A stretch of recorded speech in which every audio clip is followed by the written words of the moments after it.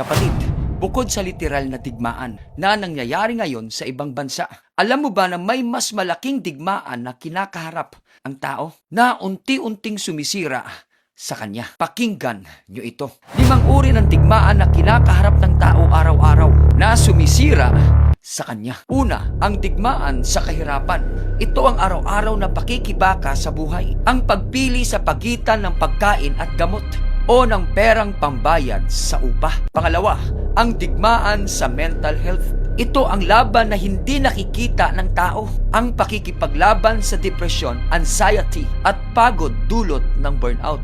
Hindi ito digmaan ng kahit anong almas, kundi gamit ang sariling isipan. Pangatlo, ang digmaan sa diskriminasyon at lipunan. Ito ang pakikipaglaban para sa pagtanggap sa sarili dahil sa kulay ng balat, anyo, kasarian o estado ng buhay. Ito ang digmaan ng empleyadong binabaliwala, ng isang estudyanteng binubuli o ng isang tao na hinuhusgahan ng lipunan. Pang-apat, ang digmaan laban sa sarili.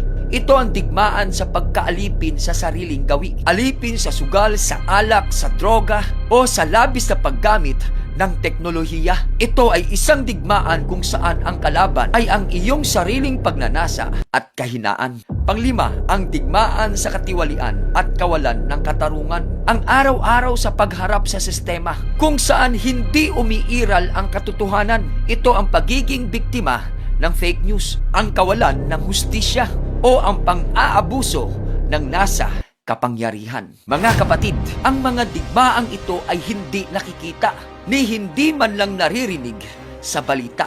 Ngunit ito'y patuloy na lumalamon sa sangkatauhan araw-araw. Ikaw kapatid, alam kong mayroon kang digmaang kinakaharap ngayon. Ang masasabi ko lang sa'yo, magtiwala ka lang. Dahil ang Diyos lamang ang kasagutan. Ang sabi nga sa mga awit 46 verse 9, ang Diyos ay nagpapatigil ng digmaan hanggang sa wakas ng lupa. See you in my next video. God bless kapatid.